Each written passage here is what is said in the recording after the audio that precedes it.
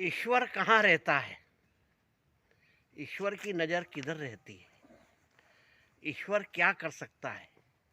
ईश्वर में कितनी शक्ति है? ये शाश्वत प्रश्न है। हर आदमी इनका समाधान, इनका उत्तर खोजना चाहता है, चाहे वह सामान्य पुरुष हो, चाहे वो राजा हो। एक राजा के मन में यही प्रश्न पैदा हुए कि ईश्वर कहाँ रहता है, ईश्वर की दृष्टि किस तरफ रहती है, ईश्वर में क्या कर सकता है। तो उसने अपने मंत्री को यह प्रश्न बताए कि मुझे इन प्रश्नों का उत्तर ला करके दीजिए। तो मंत्री को तो ये उसके उत्तर मालूम थे नहीं। तो उसने कहा मैं प्रयत्न करूँगा, मुझे 1 महीने का समय दिया जाए ताकि मैं आपके प्रश्नों का समाधान खोज करके लाऊं, इनके उत्तर ढूंढ के लाऊं। अब जैसे जैसे समय बीतता जा रहा, मंत्री के चिंता होती जा रही कि इनका उत्तर मुझे मिल नहीं रहा है, कहाँ ढूंढूँ। चिंतित देख करके पिता को पुत्र ने पूछा कि पिताजी आप इतने चिंतित क्यों हो? तो उन्होंने कहा कि राजा ने मुझसे 3 प्रश्न पूछे हैं कि ईश्वर कहाँ रहता है, ईश्वर की दृष्टि किधर रहती है, ईश्वर क्या कर सकता है। मैं इनके उत्तर नहीं खोज पा रहा हूँ और समय बीतता जा रहा है, 1 महीना पूरा होने को है, अब मैं राजा को क्या उत्तर दूंगा। तो पुत्र ने कहा कि पिताजी आप चिंता न करें, मुझे राजा के पास में ले जाइए, मेरे पास इन तीनों प्रश्नों के उत्तर है, मैं राजा को बता सकता हूँ।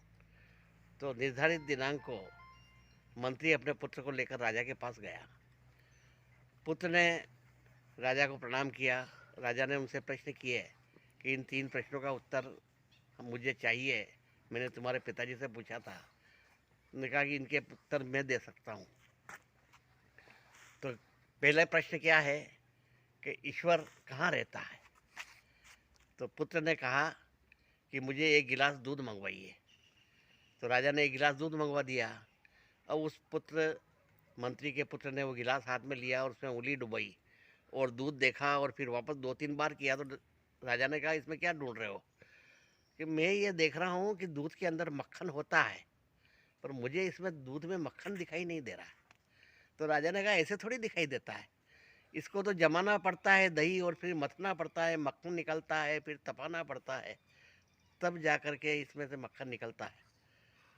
तो पुत्र ने कहा यही आपके प्रश्न का उत्तर है कि भगवान ऐसे नहीं दिखता है, वो सृष्टि में व्याप्त तो है, परंतु उसके लिए भजन करना पड़ता है, भक्ति करनी पड़ती है, आराधना करनी पड़ती है, उसके लिए योग करना पड़ता है, साधन करना पड़ता है और प्रयत्न के द्वारा ही ईश्वर प्राप्त होता है, सहज में प्राप्त नहीं होता। हरि व्यापक सर्वत्र समाना, प्रेम ते प्रकट होई में जाना। भगवान तो सभी तरह से समान रूप से व्याप्त है, परंतु उसके लिए प्रेम करना पड़ता है, प्रयत्न करना पड़ता है, तब भगवान प्रकट होते हैं। तो राजा संतुष्ट हुआ, हाँ मेरे पहले प्रश्न का उत्तर सही है। फिर उन्होंने कहा मेरा दूसरा प्रश्न ये है कि भगवान की दृष्टि किधर रहती है। तो पुत्र ने कहा इसके लिए मुझे आप एक दीपक मंगवाइए। दीपक मंगवाया गया, उसने दीपक प्रज्वलित किया और राजा से पूछा कि आप बताइए कि इसकी रोशनी किस दिशा में जा रही है। तो उन्होंने कहा इसकी दिशा में नहीं जा रही है, तो सर्वत्र जा रही है, चारों दिशाओं में इसका प्रकाश फैल गया है। तो उन्होंने कहा ये ईश्वर की दृष्टि है, ईश्वर ज्योति स्वरूप है, उसकी नज़र किसी एक दिशा में नहीं रहती, वो तो चारों तरफ प्रकाशित है और प्रकाशमान है, ज्योति पुंज है, इसलिए उसकी नज़र चारों तरफ है, किसी एक तरफ नहीं है। तो राजा फिर संतुष्ट हुआ, हाँ ये दूसरे प्रश्न का उत्तर भी मिल गया। अब तीसरा प्रश्न है कि ईश्वर की शक्ति क्या है, वो क्या कर सकता है। तो पुत्र ने कहा कि इसके लिए आपको मुझे गुरु बनाना पड़ेगा, तभी आपको इस प्रश्न का उत्तर मैं दे पाऊंगा। तो उसने कहा ठीक है, मैं आपको अपना गुरु बनाता हूँ। तो ये गुरु बनाने के लिए तो आप, मेरी पदवी बड़ी हो गई, आप शिष्य हो गए, आपकी छोटी हो गई, मेरा स्थान आपसे ऊंचा होना चाहिए, इसलिए मैं आपके स्थान पर बैठूंगा, आप मेरे स्थान पर बैठ जाइए। तो राजा ने अपने राज सिंहासन पे उसको बिठा दिया, वो नीचे उसके चरणों में बैठ गया। तो ये मेरे तुम्हारे तीसरे प्रश्न का उत्तर है कि भगवान क्या कर सकता है। भगवान एक क्षण में राजा को रंक और रंक को राजा बना सकता है, मुझे राज सिंहासन पर बिठा सकता है और आपको मेरे चरणों में बिठा सकता है, ये ईश्वर की शक्ति है। तो राजा संतुष्ट हुआ कि ये तीसरे प्रश्न का उत्तर भी मुझे मिल गया है। तो राजा उससे बहुत प्रभावित हुआ और उसे अपने राजपुरोहित के रूप में नियुक्ति दी, उसे परामर्श करके प्रजा का पालन करने लगा और इस प्रकार से राज्य कार्य करने लगा। तो ईश्वर कहाँ है, ईश्वर की दृष्टि किधर है और ईश्वर की शक्ति क्या है, इन 3 प्रश्नों के उत्तर हर इंसान प्राप्त करना चाहता है।